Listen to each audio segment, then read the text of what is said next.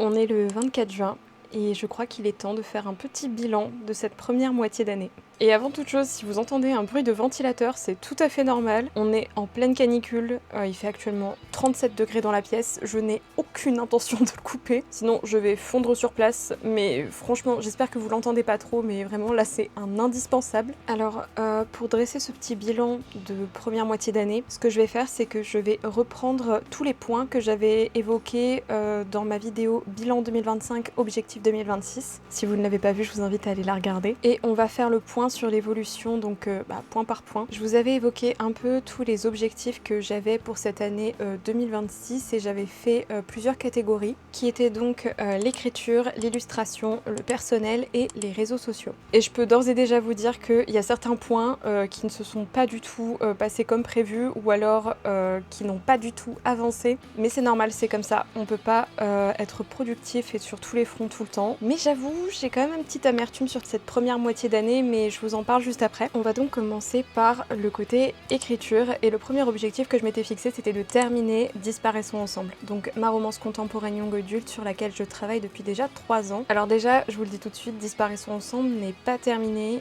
et pour être tout à fait honnête, je bloque complètement. Et c'est aussi pour ça que je me suis un peu retrouvée coincée au niveau des vlogs écriture, puisque j'avais très envie de filmer, mais pour être tout à fait honnête, en fait, je n'avais rien à vous partager à ce sujet-là puisque j'étais complètement bloquée dans l'écriture. Pour vous dire, j'ai même tenté 3 ou 4 fois de tourner des vlogs réécriture, retravail des flashbacks de Logan. Donc c'était la partie où je m'étais complètement arrêtée et je me disais que si je repassais depuis le début encore une fois dessus, peut-être que ça allait me relancer. Mais en fait, les vlogs, je les ai complètement toujours abandonnés en cours de route puisque à part vous dire je bloque, je n'y arrive pas, je vous disais pas grand-chose en fait. Et en soi, j'aurais pu tout à fait vous partager ces vlogs en l'état parce que c'est vrai qu'on n'est pas toujours productif et je trouve quand même ça important de montrer qu'on n'y arrive pas toujours et que le fait de coincer ça fait aussi partie du processus d'écriture. Mais d'un autre côté et pour plein d'autres raisons que j'évoquerai par la suite, je me sentais pas du tout de le faire. Donc j'ai préféré ne pas me mettre de pression et juste ne pas publier de vlog du tout. Parce qu'on n'est pas des machines de productivité et que des fois les blocages ça fait partie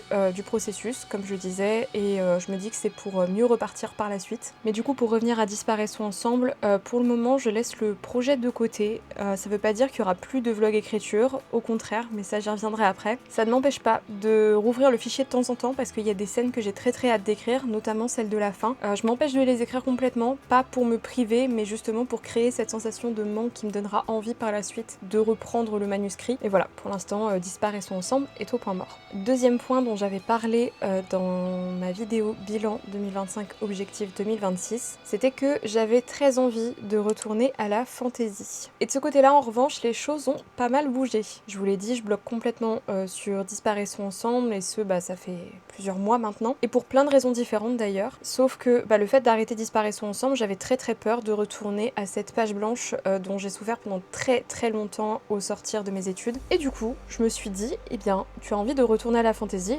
pourquoi ne pas joindre l'utile à l'agréable en retournant à la fantasy. Du coup voilà, je vous le dis, je suis retournée à un nouveau projet qui me galvanise énormément. Je vous en parlerai très peu, mais je vous en parlerai quand même dans les vlogs écriture qui viendront par la suite, puisque c'est le projet qui va m'accompagner pendant les prochains mois. Et je dois dire que ça me fait énormément de bien, mais voilà, ça je vous en parlerai dans les prochaines vidéos. Et voilà. Troisième point, j'avais très envie aussi de brainstormer un maximum de mes histoires. Et pour le coup, ça c'est aussi quelque chose qui a pas mal évolué, puisque j'ai réussi ces derniers temps à pas mal développer pas mal de mes univers. J'ai déjà réussi à rédiger le synopsis de certains de mes romans, pour d'autres c'est la trame qui est plus ou moins détaillée selon les projets, mais au moins ce qui est chouette c'est que contrairement au début d'année, je vois un peu plus où je vais et ce vers quoi je vais pouvoir tendre au fur et à mesure de mes manuscrits, et j'ai moins la sensation d'avancer à l'aveugle, c'est un peu moins terrifiant.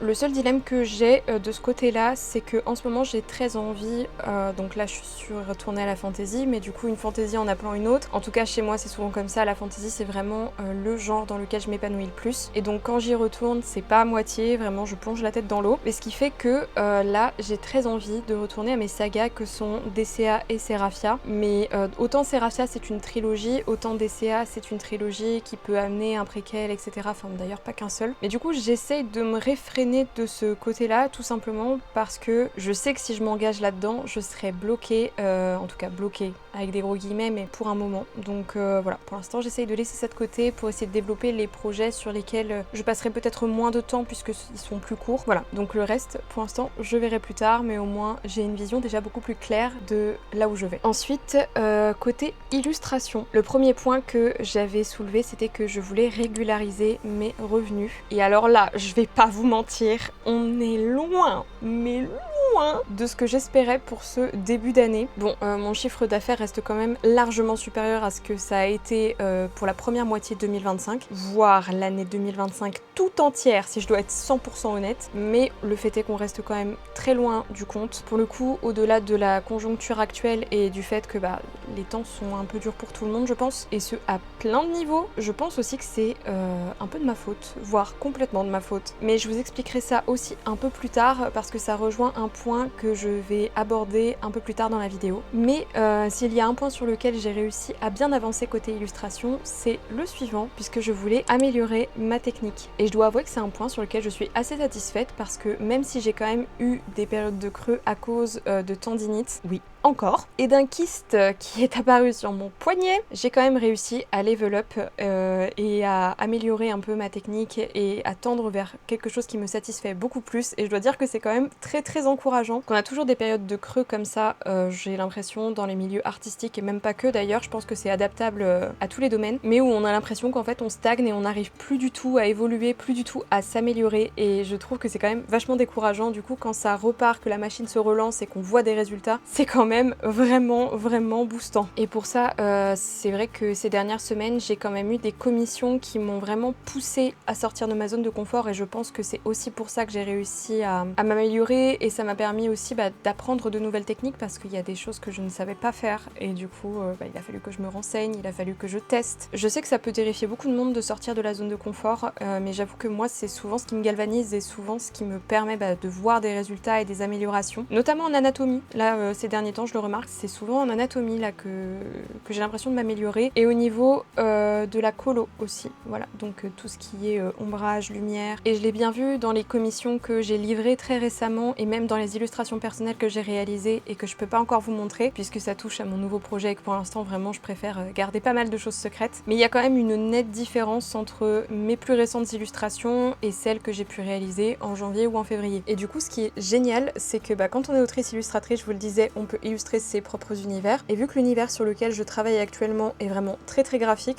j'avoue que vu que je suis dans une super dynamique de j'ai l'impression d'avancer, j'ai l'impression de m'améliorer, j'ai envie de faire toujours plus et du coup c'est trop chouette. Et pour le coup cet univers là, il a une palette de couleurs que j'avais pas encore réussi à vraiment expérimenter, ou en tout cas à rendre comme je l'imaginais dans ma tête. Et en plus c'est un univers pour lequel j'ai des idées de scènes qui sont vraiment pour le coup au niveau de la perspective assez technique. Je sais pas si je vais réussir à faire ce que j'imagine, parce que vraiment je pense pas avoir ce niveau là encore, mais en tout cas ça me pousse à sortir des sentiers battus et franchement je trouve ça très chouette. Par contre à ce propos, c'est vraiment une torture pour moi d'attendre de vous partager ces illustrations parce que j'ai réalisé plusieurs illustrations, que ce soit pour mes personnages, quelques éléments graphiques, des paysages. J'ai commencé à réaliser une carte, enfin bref, ça va être très compliqué d'attendre je pense. Mais en tout cas voilà, pour le côté améliorer ma technique, je suis sur une super lancée et voilà, j'ai pas hâte que ça retombe, mais forcément que ça va retomber parce que c'est toujours cyclique dans ce genre de domaine. Et bon, pour l'instant je profite. Et le dernier point du côté illustration, c'est que je voulais avoir un rythme moins soutenu. Bon, j'ai pas du tout tenu cet objectif là, en tout cas clairement pas pendant ces 6 premiers mois. Et c'est d'ailleurs en partie pour ça que les tendinites sont revenus, que le kyste est apparu, enfin vraiment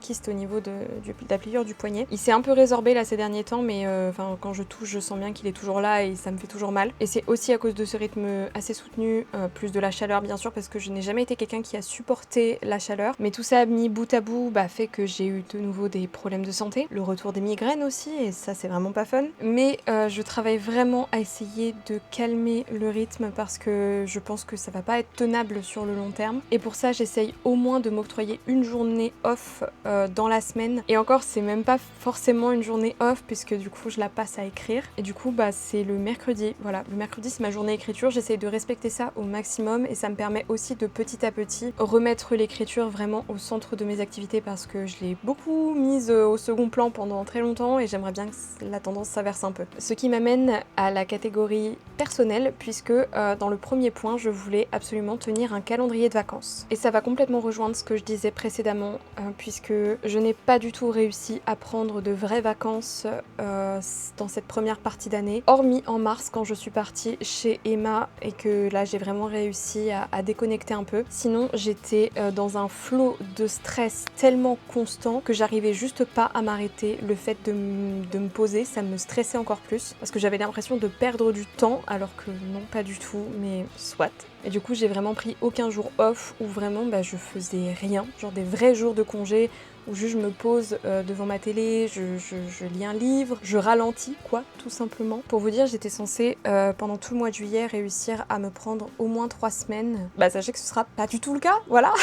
Je vais juste essayer de me prendre une semaine, voilà, 6 ou 7 jours je pense, en juillet puisque avec Neven on retourne en tiny house. Et autant vous dire que là ça va être l'occasion parfaite puisque je n'aurai pas de réseau, donc pas possibilité d'aller voir mes mails ou de m'occuper des commissions puisque je ne vais prendre rien du tout à part mon petit ordinateur d'écriture sur lequel il n'y a aucun logiciel à part Word, donc je ne pourrai pas travailler, ça va me forcer un peu, ça va être très chouette. Mais je me fais une promesse à moi-même et vous en serez les témoins. Je vais arriver à trouver un équilibre entre le travail et le repos d'ici la mi-2027. Donc ça me laisse un an. C'est peut-être large pour beaucoup. Pour moi, c'est très peu. J'ai l'impression que c'est dans deux jours. Mais voilà, d'ici la mi-2027, j'aurais réussi à trouver un rythme plus ou moins tenable. Deuxième point de cette catégorie personnelle, je voulais visiter plus de châteaux. Et cette fois, j'ai carrément tenu l'objectif puisque j'ai déjà visité donc 4 châteaux. Le château de La Rochefoucauld avec Emma quand j'étais dans le sud, qui était vraiment un très très beau château, il est vraiment magnifique. Le château du Rocher-Portail en avril. Récemment le château de Balleroy, pour lequel je n'aurai pas de photos à vous montrer hormis des extérieurs, puisque on n'a pas le droit de prendre des photos à l'intérieur, voilà. C'est à savoir. Et un 4e dans lequel Neven et moi on a dormi puisque son frère se mariait dans un château et qu'on a eu l'occasion de passer tout le week-end à dormir au château. Donc de ce côté, l'objectif est atteint. Maintenant, j'espère que j'aurai l'occasion de visiter d'autres châteaux au cours de l'année parce que je vais pas vous mentir, c'est vraiment quelque chose qui me plaît énormément. Ensuite, je voulais apprendre à m'écouter davantage et pour celui-là, je suis mitigée parce que autant j'ai l'impression de m'écouter davantage que ce soit dans mes relations dans lesquelles j'ai fait un tri énorme, dans mes ressentis, dans mes émotions, je les aborde beaucoup mieux. Même dans mon stress, je sens venir les vagues de stress, donc j'arrive un peu mieux à les appréhender. Autant j'ai la sensation de toujours tirer trop fort sur la corde et de jamais savoir m'arrêter à temps. Et pourtant, le fait de m'écouter beaucoup plus, ça m'a amené à prendre du recul sur beaucoup de choses, y compris sur les réseaux sociaux, mais ça j'y reviendrai tout à l'heure. Et en dernier point, je voulais me remettre à la lecture, mais bon pour ce point-là on va le passer très vite puisque je n'ai quasiment pas lu en ce début d'année, voilà. Enfin si, j'ai commencé des livres, mais je les traîne depuis des semaines voire des mois et je trouve pas le temps. En tout cas, je ne le prends pas, encore une fois parce que ça me stresse et que j'ai l'impression que je pourrais tellement plus avancer sur mon travail plutôt que d'aller me poser avec un livre. On va s'améliorer là-dessus. Et du coup, côté réseaux sociaux, je voulais me mettre beaucoup moins de pression, notamment sur mon compte Instagram écriture. Et je crois que c'est le point de cette vidéo où j'ai eu le plus de résultats, ou d'avancées, je sais pas trop comment définir ça, puisque début avril, j'ai décidé de complètement me couper de mon compte écriture. Au départ, j'avais juste envie de ralentir la cadence, mais j'ai très vite remarqué que Instagram devenait un gouffre d'angoisse pour moi et c'était juste plus gérable. Et donc j'ai décidé de prendre le taureau par les cornes et juste de me déconnecter complètement de mon compte écriture. Et c'est que très récemment, le 8 juin je crois, que je suis revenue avec des petits posts, mais que j'ai décidé de ne plus être aussi active qu'avant. Je partagerai des petites choses de temps en temps que je ne peux pas forcément vous partager ici, ou si les formats s'y prêtent pas trop, parce que malgré tout j'aime créer, j'aime vous partager des choses, j'aime créer des esthétiques, que ce soit autour de ma vie en général ou même de mes univers, mais j'y serai plus du tout connectée en permanence comme ça a pu être le cas auparavant. Donc voilà, si je réponds beaucoup moins aux DM ou si je passe beaucoup moins en commentaire, etc., vous savez pourquoi. Et clairement, j'ai trouvé refuge sur mon compte privé où je n'ai accepté que mon cercle très proche, donc autant dire très peu de personnes, histoire de papoter, voilà, de garder contact, de suivre un peu ce qui se fait chez les copains-copines. Et j'avoue que cet équilibre-là de petites bulles,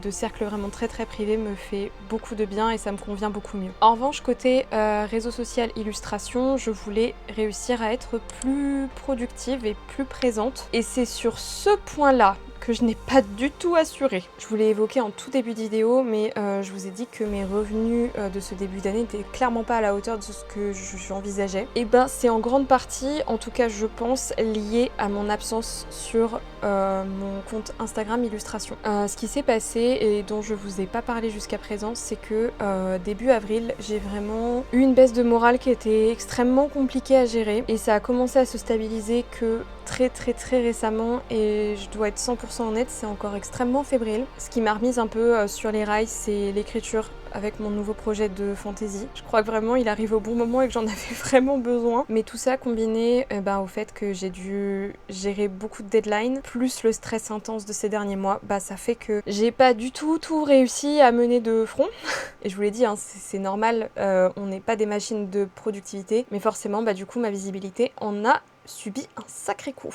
Et mon compte Instagram, malheureusement ou heureusement, c'est ma vitrine et sans post pour l'alimenter, il n'y a pas de clients. Voilà, c'est la triste réalité des choses, voilà. Mais voilà, j'y reviens doucement. J'ai repris du service là-bas, il y a beaucoup de réels qui vont arriver très prochainement et je vous invite à aller me suivre là-bas, voilà, si ça vous intéresse. Et mes commissions sont d'ailleurs toujours ouvertes, donc voilà, si jamais ça vous dit de passer commande, je vous mets le formulaire directement en barre d'infos. J'avais aussi évoqué le fait que je voulais remettre mon site internet en ligne, mais voilà, c'est toujours pas d'actualité. Déjà parce que j'ai pas le temps de m'en occuper, parce qu'il faudrait que je refasse une refonte totale. C'est vraiment pas envisageable pour le moment, donc voilà, pour l'instant, je décale ça à cette deuxième partie d'année, ou sinon à début 2027, on verra. Et je vous avais aussi évoqué que j'aurais aimé poster une vidéo par semaine sur YouTube, voire toutes les 2 semaines. Bon je vous l'ai dit, hein, le mental avait pas vraiment été là. En plus de ça, je bloquais sur Disparaissons ensemble, et comme je vous l'avais évoqué dans la vidéo bilan 2025, j'ai pas du tout envie que YouTube devienne une source de stress, que je me mette la pression, parce que c'est vraiment la plateforme sur laquelle je suis la plus à l'aise, sur laquelle je suis la plus heureuse de partager. Là vraiment, ça me fait trop du bien de reprendre les vidéos, là,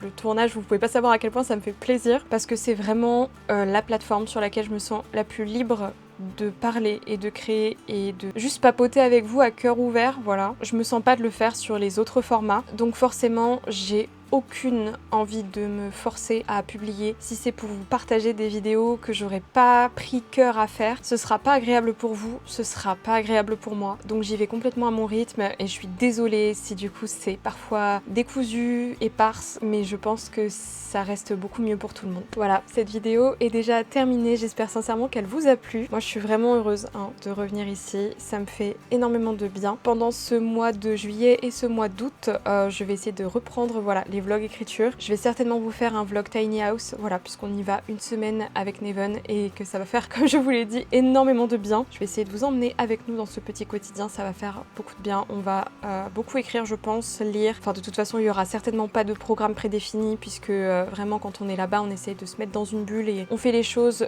comme on en a envie. Bref, je reviens ici doucement, mais sûrement, et j'ai hâte de vous parler de ce nouveau projet sur lequel je travaille actuellement. D'ici là, je vous fais des bisous, prenez soin de vous, prenez soin des autres et surtout faites attention à vous avec la chaleur actuelle. Bye!